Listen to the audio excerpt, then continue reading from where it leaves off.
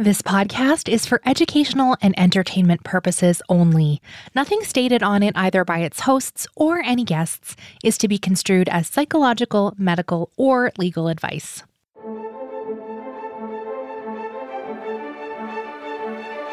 You are listening to Adoptees On, the podcast where adoptees discuss the adoption experience. I'm Haley Radke. Oh, it is such a delight to get to share this interview with you. Reshma McClintock, the producer and subject of the film Calcutta Is My Mother, is back with us today. Reshma is a transracial adoptee from Calcutta, India, and this incredible film documents her return to Calcutta for the first time since her adoption. And she would tell you it also depicts a portion of her journey out of the fog. I received permission to share the audio from her trailer, and I'm going to play that for you here just before we get into the conversation about her story, some of her experiences in Calcutta, and some tips for transnational adoptees about preparing for a home country visit. We also get to talk about her upcoming documentary screening in Minneapolis, Minnesota on May 4th, 2024, which I get the honor of hosting the Q&A for that event as a moderator. And so consider this my personal invitation to you to come and join us to see the film and hang out with some fellow adoptees. Before we get started, I want to also invite you to join our Patreon adoptee community today over on adopteeson.com/community, which helps support you and the show support more adoptees around the world. We wrap up with some recommended resources, and as always, links to everything we'll be talking about today are on the website adopteeson.com. We're going to start with the trailer. Let's listen in.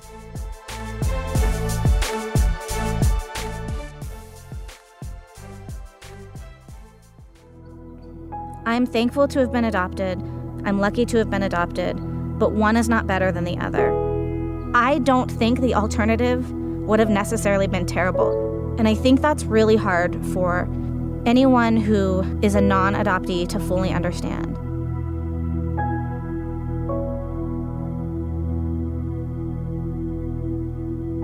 I'm 35 years old, and I'm coming up on the 35th anniversary of the day that I left Calcutta.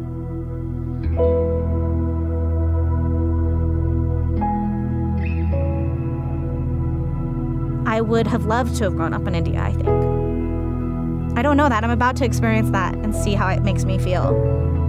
My feeling now is that I'll feel very at home there.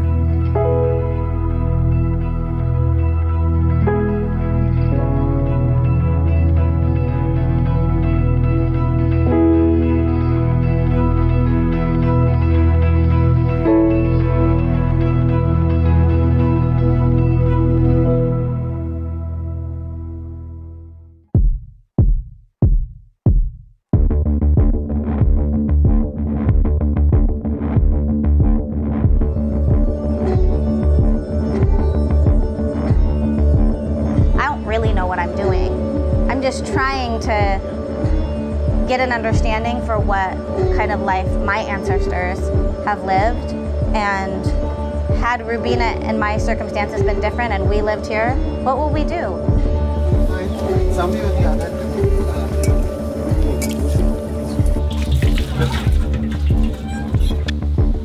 I kept kind of thinking about, this is what my biological mother would have done.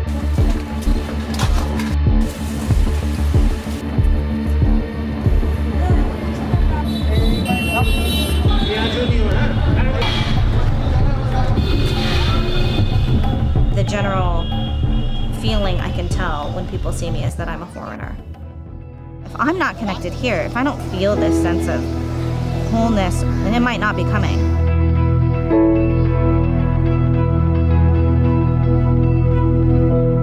I thought I was going to. I thought I was going to slip in and understand, and everything was going to be familiar. That would be the norm to me like it is to them.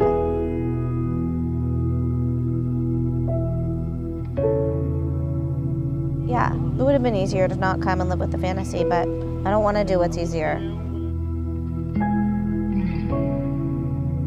I knew I was taking a risk in coming.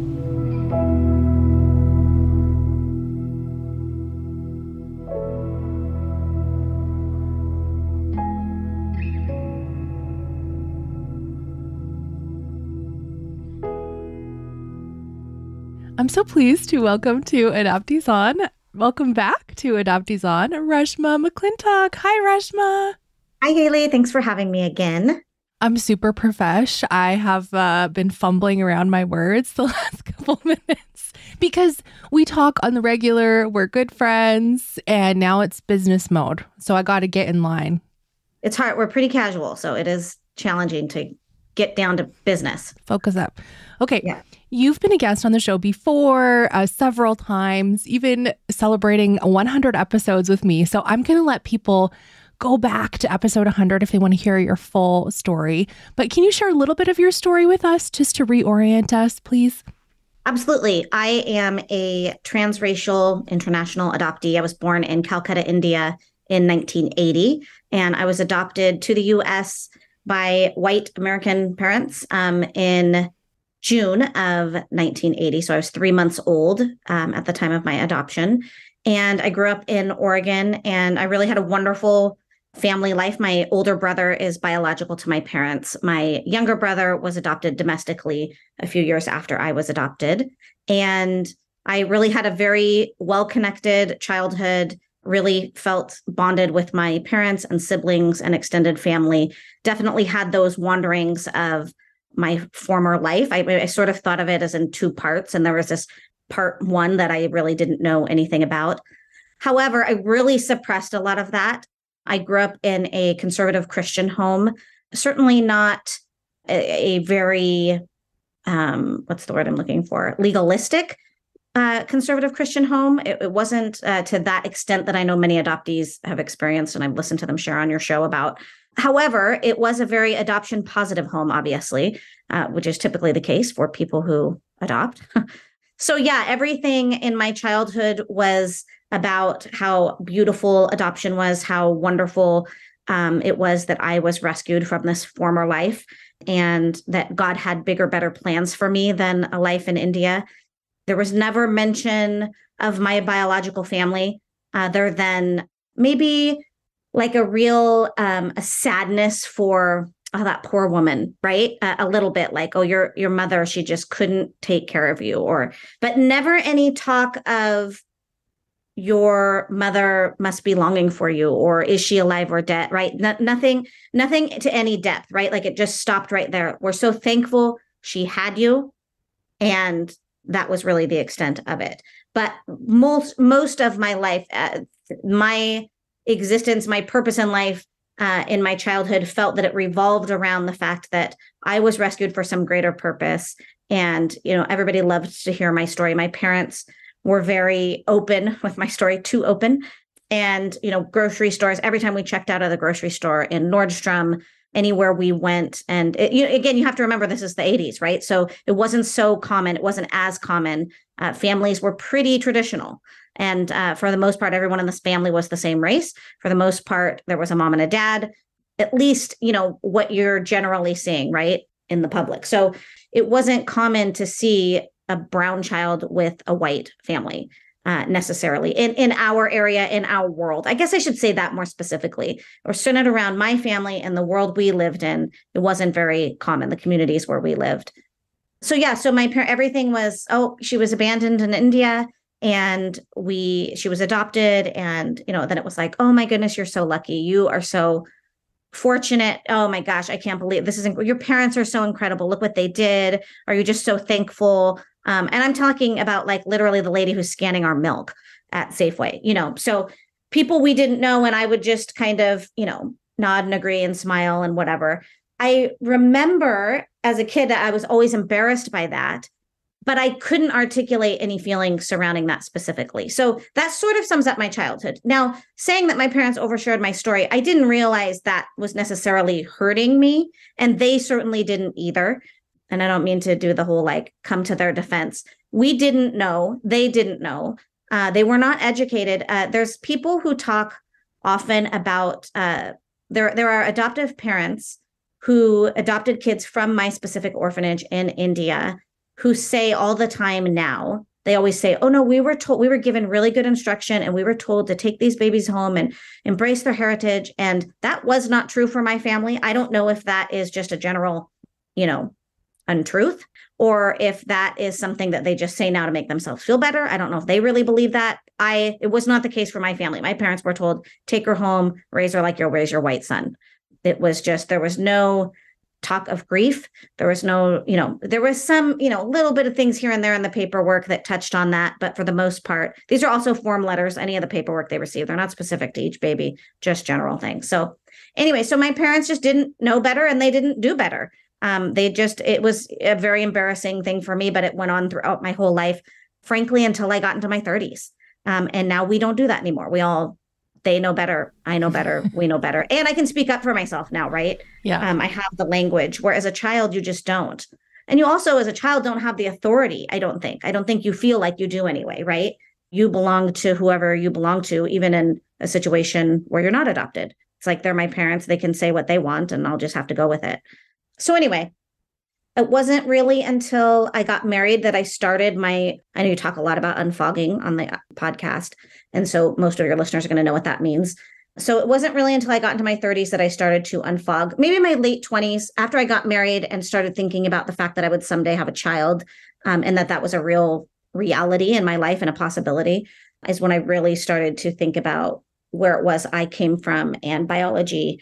And again, it isn't to say I never thought about those things, but I didn't have language to understand just those fleeting thoughts in my mind about, I wonder, I would hear someone compliment someone else, say, oh, you look just like your mom, or, oh, or my brother is exactly my parents. He is just like my dad and just like my mom. And the genes in my dad's family, on my dad's side of the family, are so strong. All the men look the same. It's like just very interesting things. So I was surrounded by all that, where other people could see themselves reflected. It just wasn't something I could get. I didn't necessarily even know that I was missing out on that as much. I just felt like it wasn't for me, right? There are things that were for me and there are things that were not. And I was not fortunate enough to have that thing, right? Like, in my mind, I put it as simply as, everybody with long hair wants curly hair. Everybody with blonde hair wants brown hair, those kinds of things. And I sort of thought, for me, I don't get to have this, but I get to have this amazing story and this amazing purpose that nobody else has. So I think you make those concessions for yourself, and that's a survival mode tactic. When I started coming out of the fog, I did it just like everybody else. I slowly started asking questions out loud. I started writing when I think you and I've talked many times about going back and how painful it is for me to read my early blog posts. When I started writing, they are so syrupy with gratitude, imposed gratitude. And I was, say it was, 1 step forward, 8 steps back. So, I am really thankful to be adopted, but I do wonder where I came from. But that doesn't mean I don't love my parents. And that doesn't mean that I'm not really excited about what my future is. And obviously this is what was for me and blah, blah, blah. So I think that in the beginning stages, that's how you have to come out of the fog. And as adopted people who are, you and I are adoptee advocates, right? We're out there in this community speaking up for adopted people and trying to share our stories and their stories and all of these things. And sometimes when we see a blog post from an adopted person who's still fogged, it just, grinds our gears. I mean, it can be so frustrating because it feels like it's setting us all back. However, I have so much grace and empathy also for those people, because that was once me. And I don't think, for me, I don't believe if I had never started with those syrupy posts that make me cringe now, if I hadn't started writing from that point and that perspective and that place I was in my life then, I don't think I ever would have gotten to where I am now. So yeah, it's a little painful. It's a little cringy. I don't love it. And I don't love it still, frankly. I do have minor frustration when someone, an adopted person comes out and says, well, there's 2 parts to this. When an adopted person comes out and is kind of syrupy and that imposed gratitude, and you can, as an adopted person, see right through it. That can be frustrating, but I have so much empathy for them. I have less empathy when those adopted people who are sharing their imposed gratitude and things, and then they say, I don't know what everybody else is talking about. Adoption is beautiful. It is not trauma. So that's a different thing. So all that frustration, I think, is warranted. When I was sharing my story in the early days, not to pat myself on the back, and maybe I just didn't know any different, but I certainly wasn't speaking for any other adopted people. I was saying, for me, this is my story. This is my situation. And I'm still really careful to do that. I know there's often a lot of backlash when adoptive parents specifically, I'm sorry to have to just really call that out, but it is true. When adoptive parents hear adopted people talk about how they have this imposed gratitude on them, and they say, well, you didn't have to be just as thankful as anybody else. But that's not true. Those of us who grew up in homes where we had imposed gratitude know that it was essentially not, I wouldn't say forced on us, but it was, it's like a brainwashing in a way. And that's brainwashing has such a negative context. I don't think that there was like, we will make them love us, we'll make them grateful. I don't think my parents were like, having me listen to special recordings when I was sleeping at night, right? Like, you are thankful to be adopted. You love being adopted. You are white. You are, like your Indian part has left you, right? Like it's not like that. My parents loved me. They wanted me to feel welcome and they wanted me to feel at home and a part of our family. And that was their intention, although terribly misguided. They just did not know better. And it was really damaging. So there was a lot in my 30s to unpack from that. I am fortunate enough to have been able to come out of the fog, of course, many steps ahead of my family, but they have all followed. They have all listened. There were moments that were hard when we had these conversations. My older brother in particular, who I just absolutely adore, we have a very close relationship and always have. He's just wonderful. He had a really hard time. He said some things that adoptees would jump all over him for now, publicly if he typed it on a Facebook post.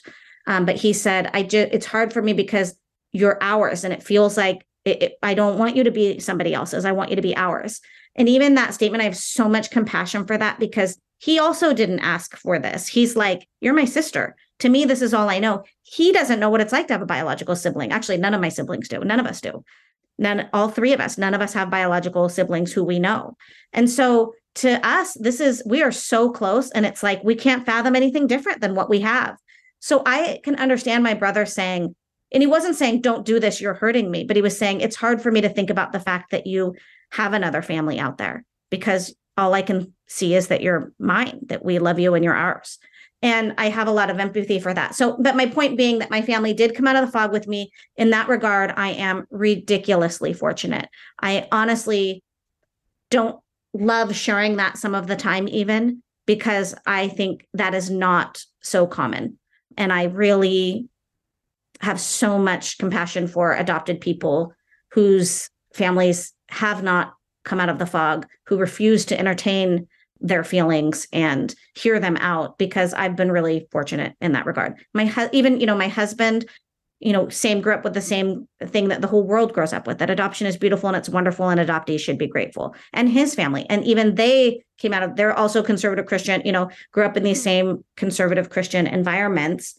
And they also have come out of the fog, my in-laws and my sister-in-law and brother. I mean, it's been really wonderful. And then to see that expand into our friends, there is a stopping point. Certainly, I've gotten plenty of pushback from people to whom I'm related, and to people, mostly church people, not all, but primarily. I mean, I'm talking like 90% church people, a lot of pushback in that regard. But for me, it's been a really hard, emotional, but rewarding experience in that I just recognize my privilege in that the most important people to me have come out of the fog with me.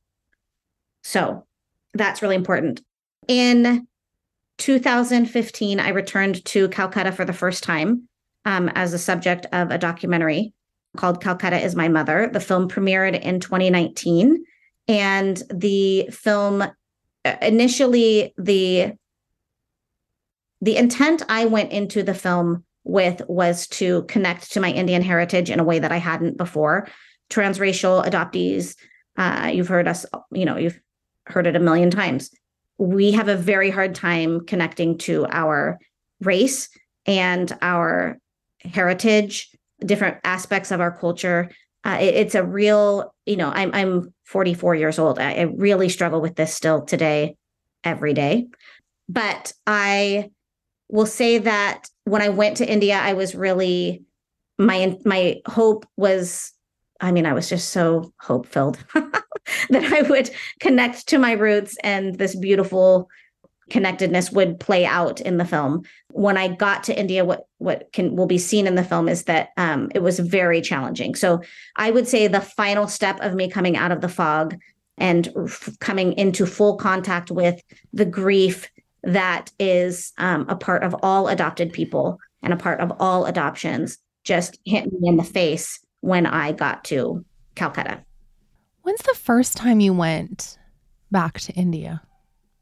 When I was 19, the summer after my freshman year of college, I went on a mission trip to India, not Calcutta, but I went on a mission trip to India with a church affiliated with my college in Southern California.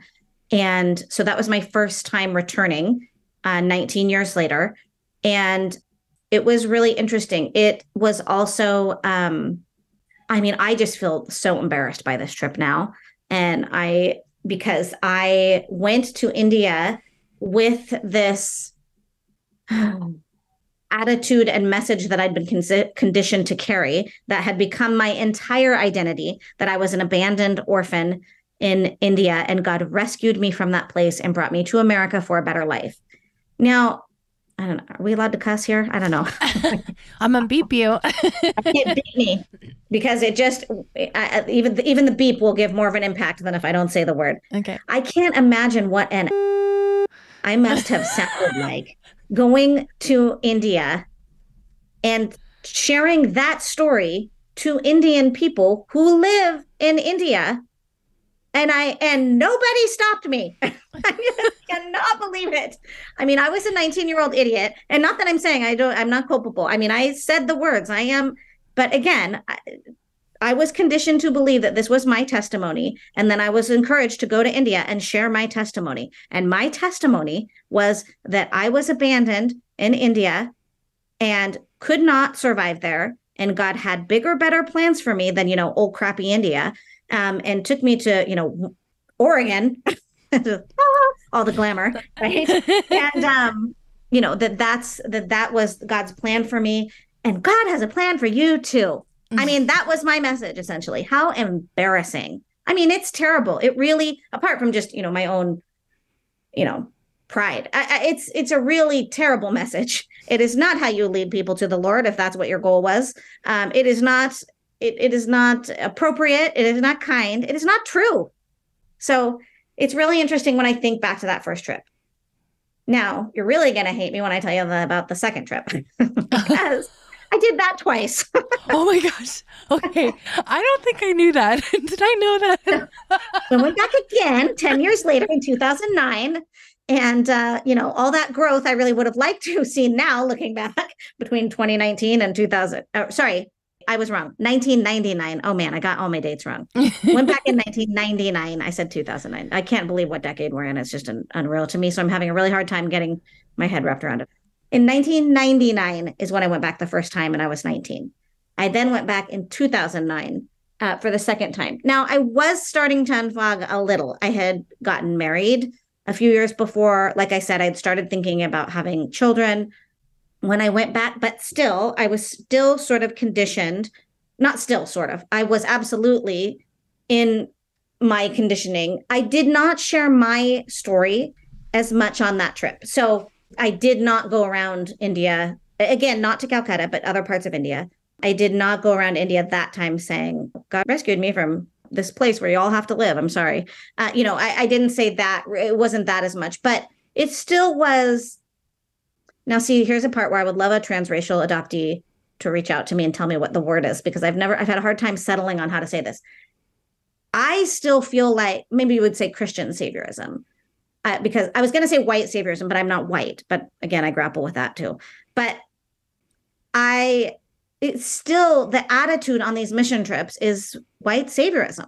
And so again, I guess for me, I would call it Christian saviorism since I'm not white.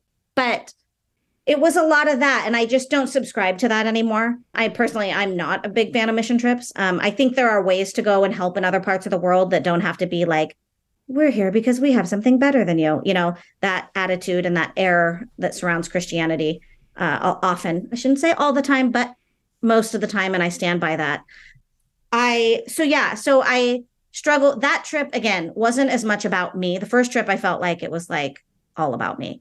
The second trip was less about me, and I was coming out of the fog, and in that trip, I was really starting to ache for India. I really envied every person I came in contact with. I was just like, can you be, every woman, I'm like, can you be my mother? Again, this is like way back in my mind. This is not in the forefront of my thoughts. This is just in there swimming around loosely. And I'd get a glimpse of it here and there. And I would kind of think, oh, but I had this just urge to curl up in a ball and have, some Indian woman rock me, right? Which is, sounds insane. Adoptees get it, but generally to the rest of the people, it sounds insane. So I found myself very envious on that trip. On the first trip, I think I was just so arrogant, just so terribly arrogant. And it's just brutal. I really do not like that person, even though I was conditioned to be her. I'm hard on her. I don't care for that. So the second time I just wanted to, in some ways, it may have even been like the first part of a lot of what happened in Calcutta Is My Mother, this desire to connect to my culture. I didn't connect when I was there on that mission trip. But part of that was because I was just reminded constantly also that I'm not a part of that culture anymore. That was removed from me. And it's just felt like, the people viewed me as the white people who I was with. And so did I. I also viewed myself as the white people I was with coming into, I don't know. It was like, it's almost like I have this picture in my mind that it's like when we show up in these places, white people are not, but Christian people, it's like, we're like wearing diamonds and pearls. And it's like, oh, but then we put your clothes on, right? Like, but we're going to wear your clothes and we're going to dress like you and look at us, coming down to the little people, right? That's sort of what it feels like. And I just hate all that. Mm-hmm. So but I was a part of it, a big part of it twice. So there is this teaser for the film on Facebook. We can link to it in the show notes, and it's a clip from it. And you're waiting at the airport for your luggage and you have tears running down your face as you're waiting. Well, it's going to make me cry right now just thinking about it. God, I watched the trailer 3 times this morning before we talked, and I cried, and I was like, "Oh my gosh!" Yeah, and this is separate. This is different from the trailer. This is a teaser, and you're talking about everything's waking up right as we're getting here. When you're in the cab in this morning ride, and you say it's very metaphorical to what's happening. It's just cool that I'm coming to start this new journey. I'm excited. I'm so happy to be here. And from your descriptions of your prior trips, like you were going in with a very different attitude. Can you talk a little bit about that? And then also, I want you to bookend with, are there things that you would give advice to other transracial adoptees to sort of have in their toolkit if they are planning a trip back to their country of origin? Because it sounds like the first time, a couple times you went, you maybe didn't have any of those things. And I don't know if you had those things in place for filming either. Yeah, that's a really great question. And that teaser is really, what's interesting, Haley, is going into this trip, I was about 30% unfogged, I would say. I had really started and I say, and the bulk of that 30% was me saying, and this is how the film got its name, Calcutta Is My Mother. It's a, unique name for something, right? And what's funny is Michael, my director of the film, and we agreed on that title, and we joke all the time. We're like, that's not what we would have picked. Like when we started this, like it's not even, but it came from a conversation he and I had about what I was hoping to get out of the trip. And I told him, I cannot get to, it is so unlikely that I know that it's so unlikely I can get to my Indian mother, to connect with her, to meet her, to know who she is, anything. It is super unlikely. And I said, I need to go to Calcutta because it's as if Calcutta is my mother. It's the closest I can get to who I was supposed to be, who I was born to be, which, for the previous 35 years of my life, I'd been told who I was supposed to be was not someone who grew up in India, was someone who grew up in America. And so that was a really hard, so I'd started this metamorphosis, and that sounds really dramatic. That makes me very emotional too, to think about, because breaking off from the person I was in my childhood and growing up and when I was 19 and went to India for the first time, and when I was 29 and went back to India, there's so much grief surrounding that, because I had to break off this identity that I had so fully embraced, because it wasn't who I was anymore. And worse than that, it wasn't who I was ever supposed to be. It wasn't just like a change, like, oh, it wasn't that straightforward. It wasn't, I was on this path in life and then realized, oh, I need to alter course. I need to be on this path in life. It wasn't that. That seems, and not that there aren't challenges when that happens to people as well. I mean, I think people can relate to that. Probably most people can relate to that. I was on this path and I needed to change courses. For me, I was taken from the right path, thrown onto a totally opposite, different path, told to be grateful for that path, to embrace it, to make that path my identity, and then realized, oh crap, I never was supposed to be on this path. I have to abandon all these things that I only know, and I have to try and get on a path that I was on pre-birth and for the first 3 months of my life. So I think that for me, it's really, that part of it is really hard to talk about. So this metamorphosis had started where I just started thinking and talking about my Indian mother, and I had never done that before in my 35 years in life. I had not had conversations about my Indian mother, or how I felt about her, or what I thought about her. Frankly, I didn't know how I felt about her. I didn't know what to think. I had always just been told to be grateful she gave me life. And that was it. That was the end of it. We never talked about, and it's so insane to me now. And I know you too, Haley, you relate to this also. It is so weird that nobody talks about our mothers, because in our society, I'm going off on a little bit of a rabbit trail here. I'll come back around. I promise. I'll get there. Back to your question. But it is so weird and dumb. And yeah, I'm using those very simple words because that's how simple it is, that no one talks about our mothers in a culture, in a society where we are obsessed with motherhood and all, everything that goes into it, whether women can or cannot have children, how many should they have? Should they work? Should they stay home? It's the hardest job in the world. It's not that hard, right? Like all these different things. We are inundated with talk of motherhood. And all these people, and I sort of count myself among them before I pre-fogged, we had the nerve to just bring in these kids, to take them from their mothers, no matter what the circumstances. I don't care. Don't give me the whole, they couldn't take care of you. They didn't want you. They were on drugs. They were dead, whatever, all these things. We had the nerve as a society, as a world obsessed with motherhood, to take babies from their mothers and never speak of their mothers. They're the only moms who are not deserved to be spoken about. It makes no sense. It is so dumb. And again, I am using that simple of a word because that is how simple it is. It blows my mind that until I was 35 years old, a woman, at that point, I'd had a child. Until that point, I had not really thought or spoken, not thought, but had not spoken mainly about my mother. And no one asked me. Not one person of all the people I've run into in all my life. I've traveled all over the world. I've done so many things in my short years on this earth, and not one person has ever asked me about my Indian mother. And that blows my mind. It's terrible.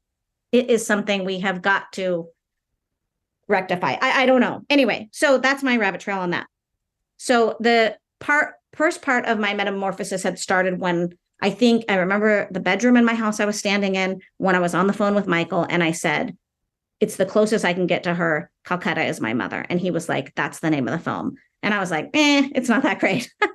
But he was like, no, it is. He's like, because of what you just said, it fully encompasses the purpose of why we're going. And now I really do love the title of the film because it is spot on.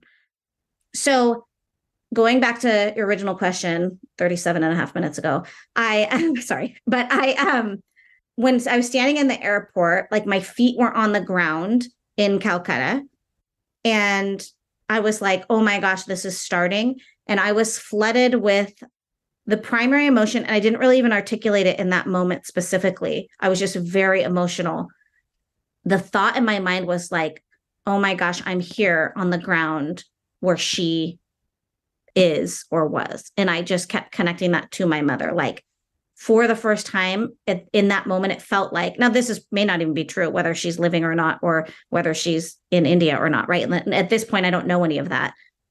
But just the feeling that we are in the same place again for the first time. And the last time we were in the same place together was in India when she gave birth to me. So to me, it was just this like kind of punched me in the face feeling. And then when we did get in the car and in the cab, and it was like 5 a.m., 6 a.m., and we've been traveling for, 30 hours and we were exhausted, but the city was waking up, and I did feel myself waking up and starting this journey and waking up, and very, very hope-filled in those moments, which is where I think, the joy came from. And I kept saying in those moments, I'm so happy. And I did feel really, really happy. And the reason for that is because who wouldn't be happy to go and connect to something they felt they had lost? And so it was very, the anticipation and the joy, and the privilege, because most adopted people don't get to do this.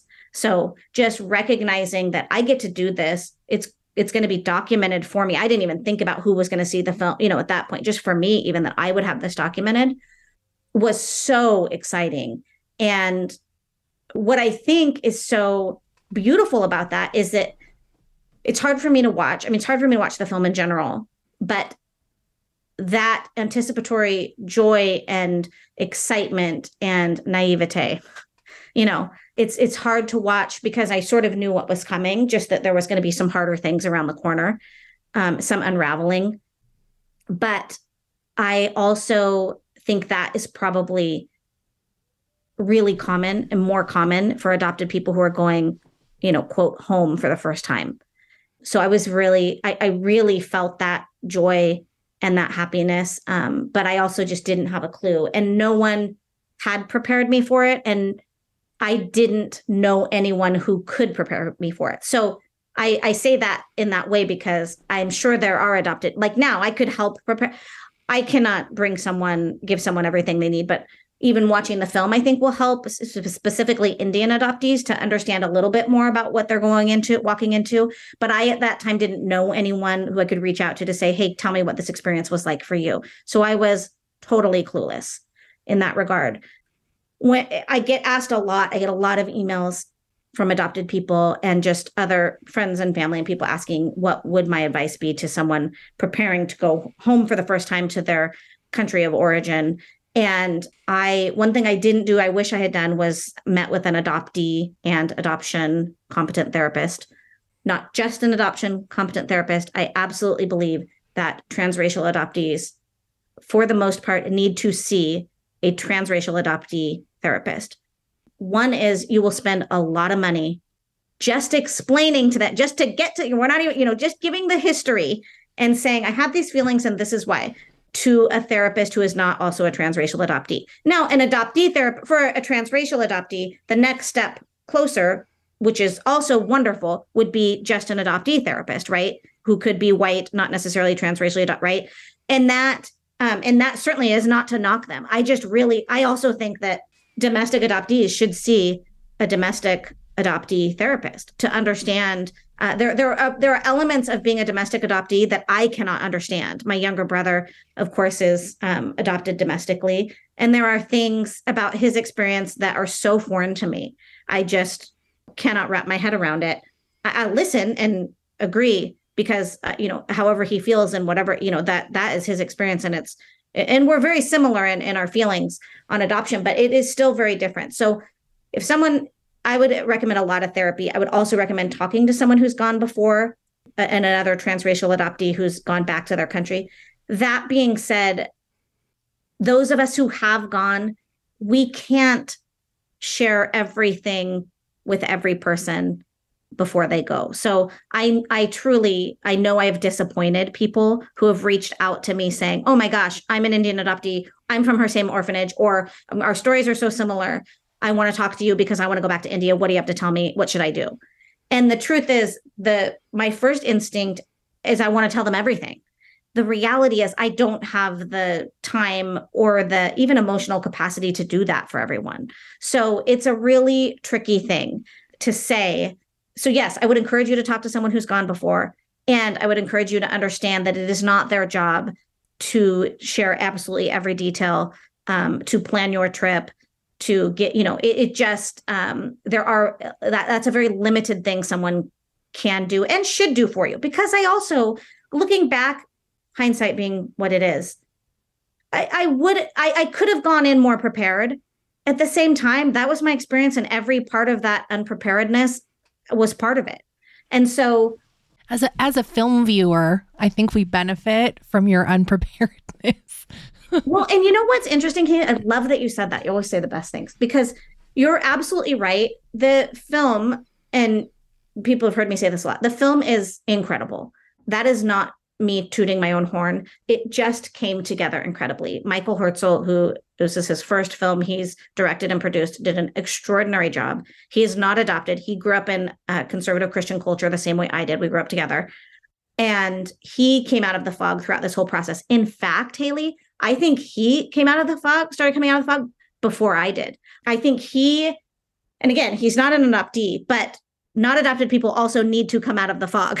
We're all in this fog together, right? So it's different for adopted people, but everyone's in it to a certain extent. So Michael, I think, started coming out before I did, which is really interesting. And some of his pointed questions and the conversations we had really helped me. And I will, forever be grateful to him for so many reasons surrounding the film and what he's done, but also even for that, for just his insight into something that, frankly, as a white male, it should be so foreign to him. But the fact that he had this sensitivity and understanding and empathy to stop, that even he was like, what? No one has ever asked you about your mother? Just that he had that same, what is happening? This is wrong. All of those, things. So you're right. The film is so good and so powerful because it is the realest thing I've ever done.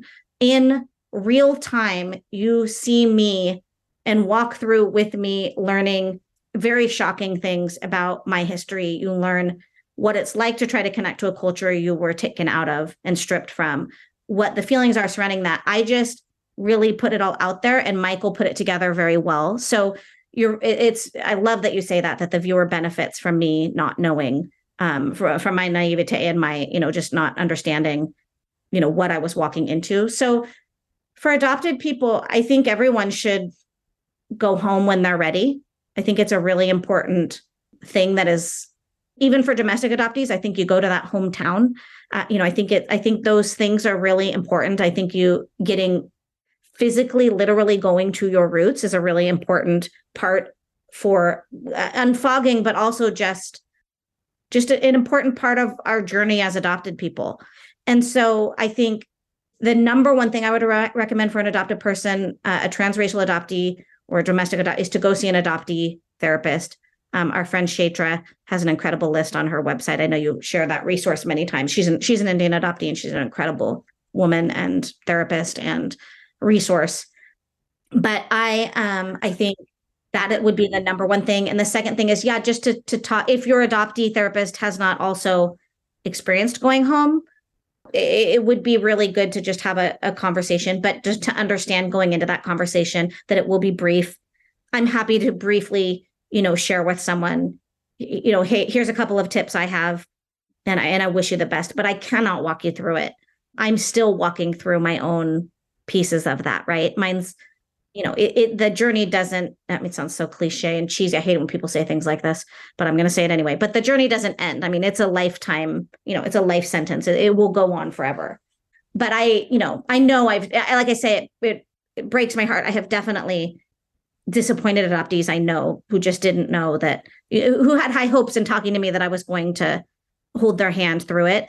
And really, at the same time, I want them to know, like, it's sort of a gift to you that I'm not going to walk you through it, because even an adoptee who was born the same year and the same month and, same circumstances as me in India, right? Their experience is going to be different because their childhood was different, and their relationship to religion are different, or the relationship to their story are different, and their personality is different, and their mental health is different. So I can give you, so really it's, me sharing, here are a couple quick things. These are the general things. The specific parts of it, are not going to be the same for everyone. There are adopted people who have gone back to their birth country and got exactly what they thought they were going to get out of it. I absolutely believe that to be true.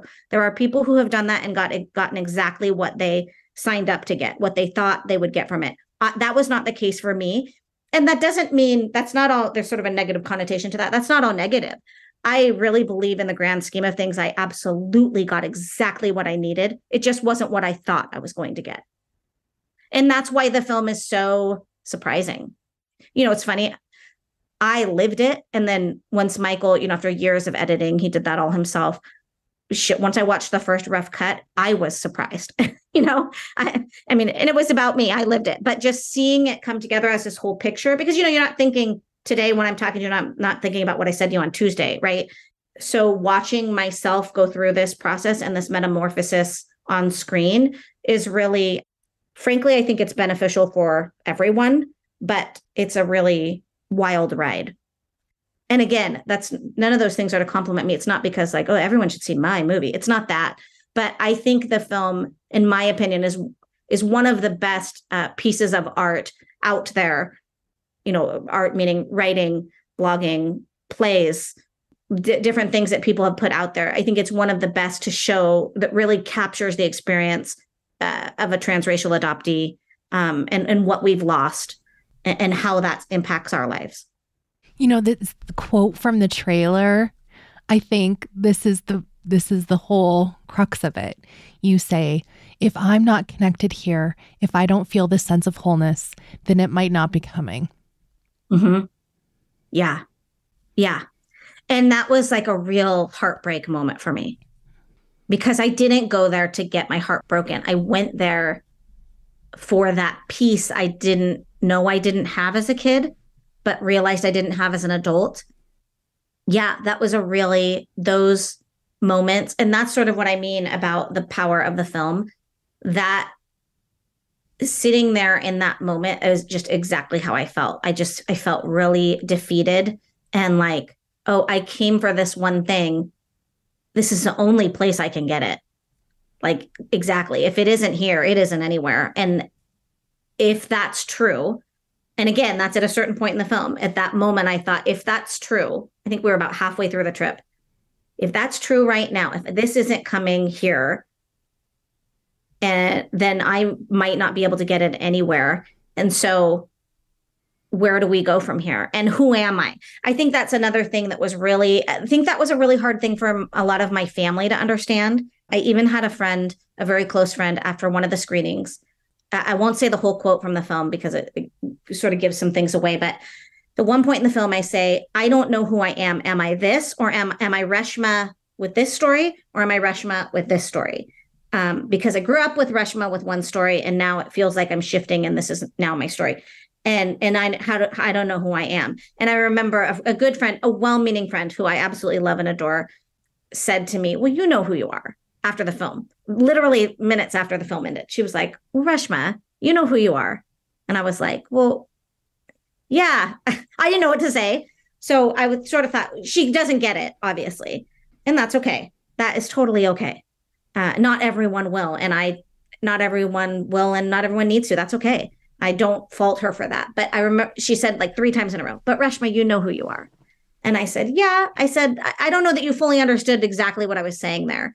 And if you're not adopted, especially, I don't think you can understand how much our story means to us, even though I also think that's dumb a little bit, because people love stories. People love life stories of heritage, right? Again, going back to this note, we love ancestry. We love the DNA test, except when it comes to adopted people. Why do they need to test their DNA? It's hilarious. If it weren't so terrible, it would be hilarious. But, for comic relief, it's kind of funny that, in this society that we're so obsessed with being Irish or not. It's like every proud American I've ever met is like, oh, I'm a proud Italian family or proud Irish family or whatever. And it's just like, but heaven forbid, I'm the only brown one here and I'd like to know where I came from. Right. It's just so funny to me.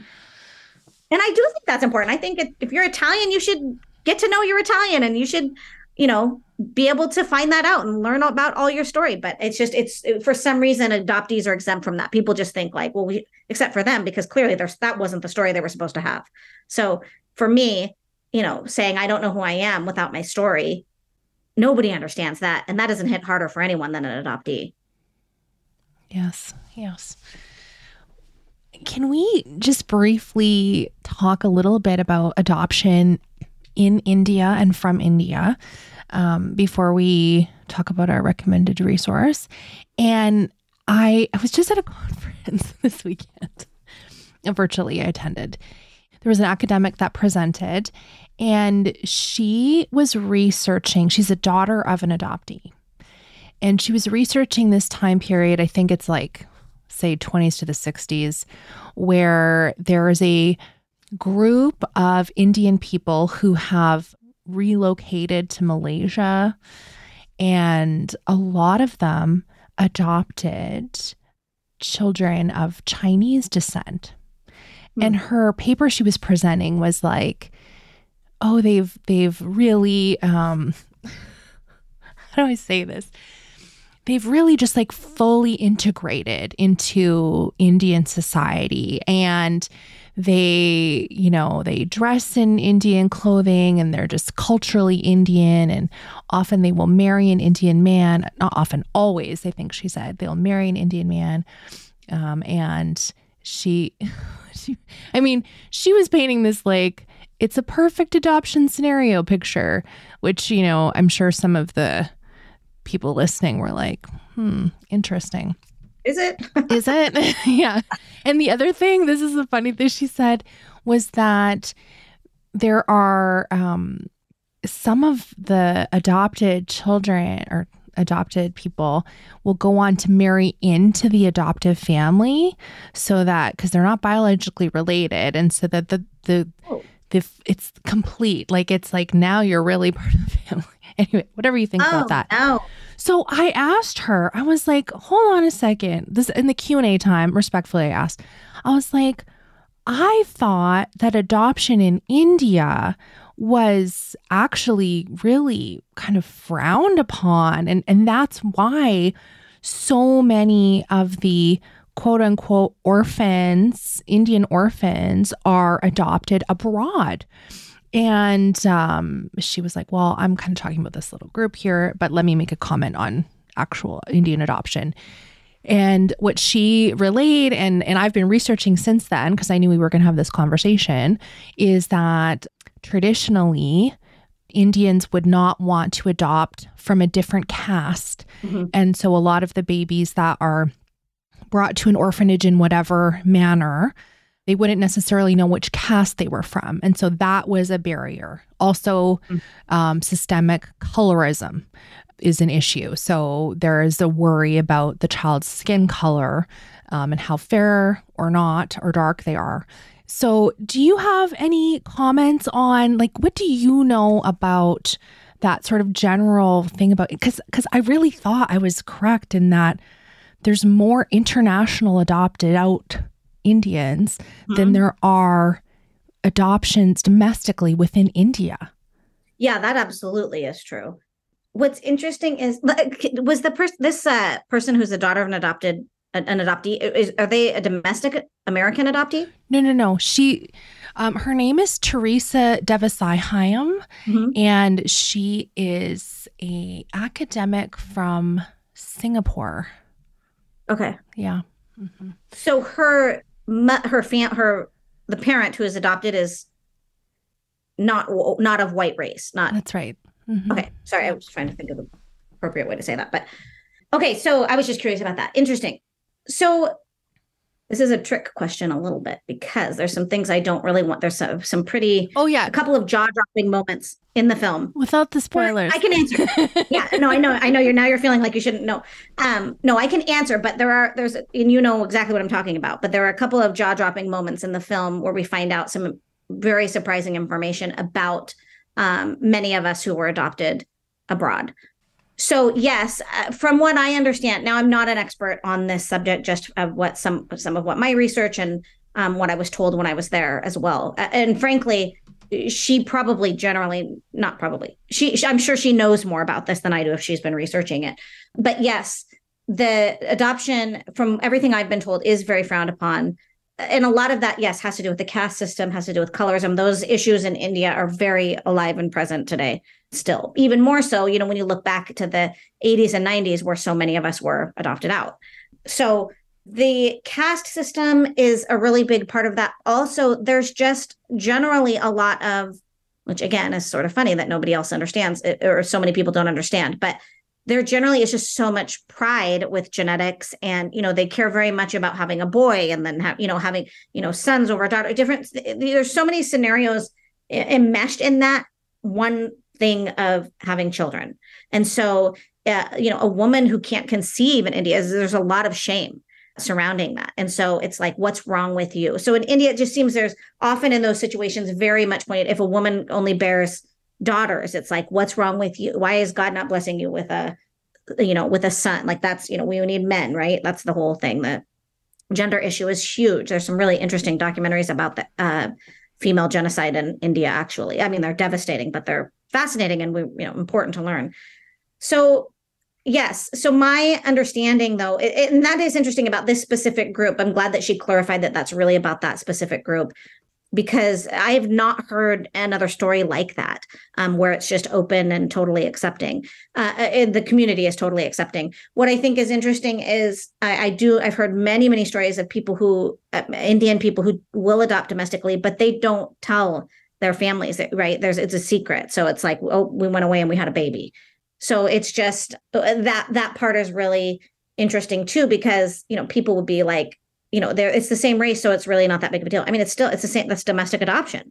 I mean, you're a domestic adoptee. You understand it's, you still want to know who you came from, even if you're with people who, have the same skin tone, right? And even within that skin tone, there's others, right? Like, I mean, there's so many important critical things in understanding who we are. So yeah, I think that some of those stigmas come up in the film. There's a doctor who I met who was a doctor at the orphanage that I came from, not while I was there, but a few years after, and then for many years until the orphanage closed. And he provides some really interesting insights for us Indian adoptees. And that's actually something I really struggled with, because so many of us have very similar stories. From the orphanage I came from, IMH, International Mission of Hope, so many of us came from there, and many of us who are connected in the community online and all of that. And, I really struggled with, in telling my story and in revealing some of this information, I am also most likely, not in every situation, but generally sharing the story of other Indian adoptees. And, I really struggled with that element of it because the information was hard to hear. So I've gotten a lot of, I've gotten a lot of feedback from Indian adoptees, and I've not gotten any negative, like, how dare you share this, information, I didn't want to find out like this or something, right?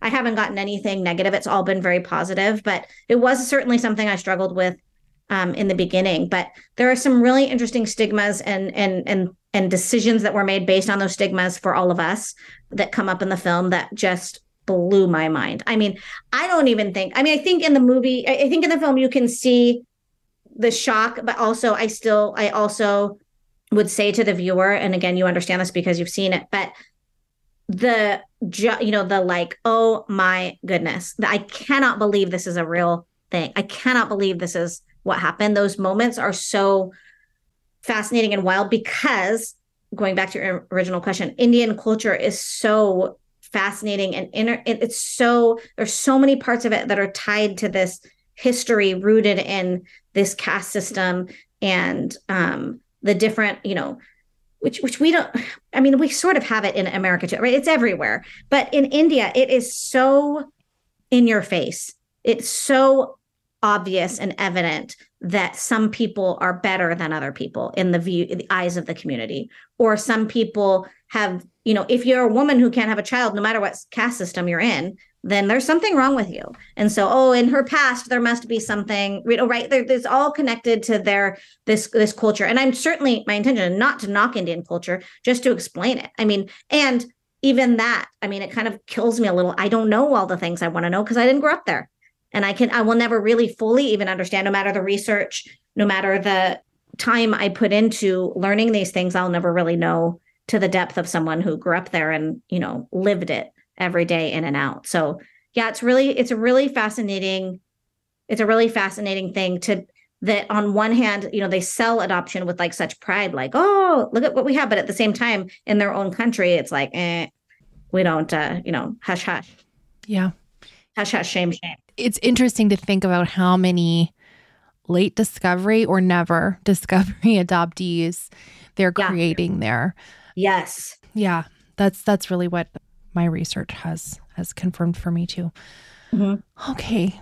I have so many more questions for you. And unfortunately, we're going to have to postpone that till after the screening of your film in person.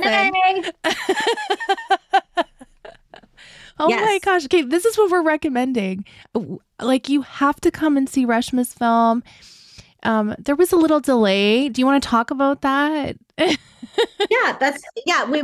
initially planned the screening for 2020, everybody's favorite year to get out and do things. It originally was planned for May of 2020. Of course, everything had just shut down, and the theater, reached out and said, we're not open right now. And of course, we wanted everyone to stay home and stay safe and do what was best for them. So we had to postpone. We certainly didn't imagine it would postpone this far, but there, scheduling these things are complicated with the theaters, and we've got a deposit, but then things have changed and ownership change, and all these different things that can happen happened. So and life, right? Also, I'm a wife and a mom, and Michael is everyone who works on the film has families and real jobs and lives. So it took longer than we had planned, but we promised Minneapolis we were coming, and we are. And I'm so excited about it. I'm thrilled. I've never been to Minneapolis, just as a side note, so I'm excited about that element of it. But we will be in Minneapolis on Saturday, May 4th. The screening starts at 9:30, promptly at 9:30. The film is 2 hours long. Go to the bathroom before. You're not going to want to miss anything. But it is 2 hours long. The doors will open at 9 a.m. And then we'll do a Q&A after. I'm so honored and thrilled that Haley has agreed to come to Minneapolis with me.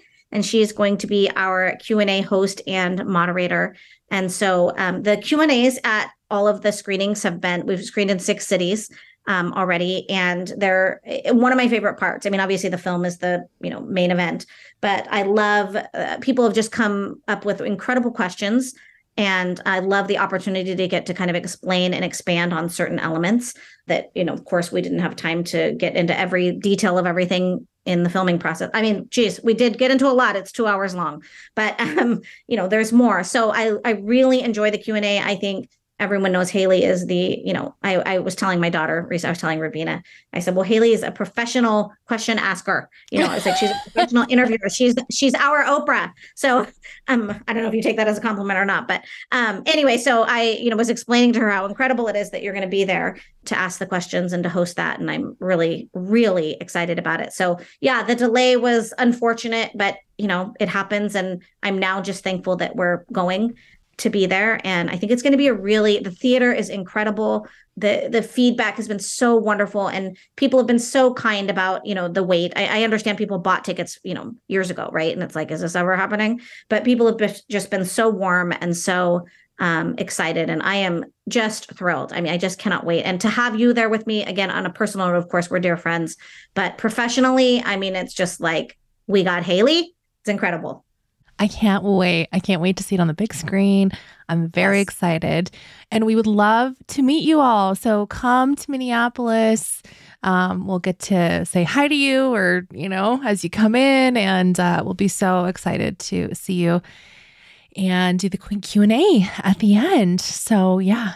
I know I was teasing earlier that I was going to put up a post that was like, come get your picture with Haley. No. I mean, it's true. There's going to be people there for that. We're not doing... But I'm like, she's not going to sign off on me putting a post out like that to promote the screening. No, we're not doing photos, are we? Yeah. Is that a thing?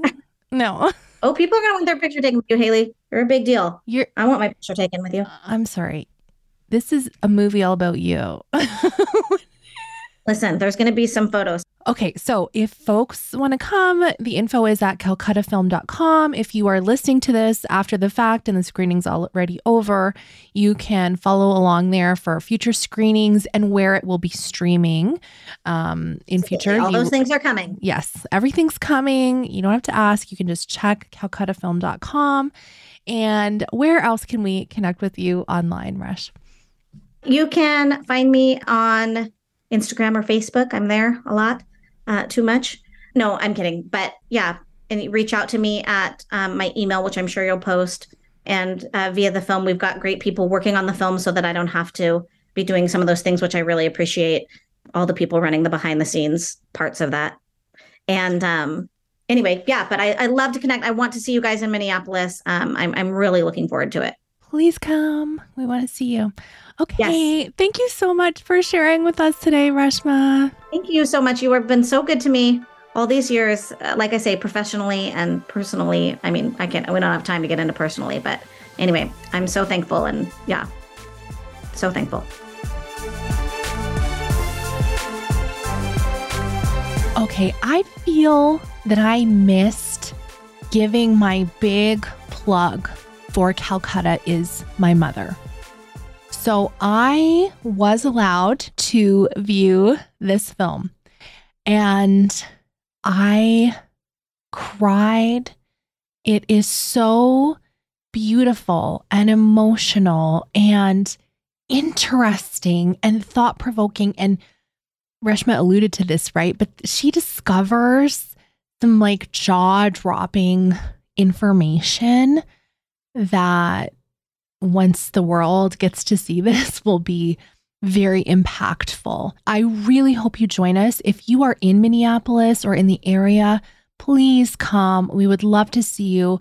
It's amazing to get to meet fellow adoptees in person, and we probably won't have like a ton of time together, but I'm really excited about seeing the movie in a room with so many adopted people and getting to have a Q&A live in front of all of you.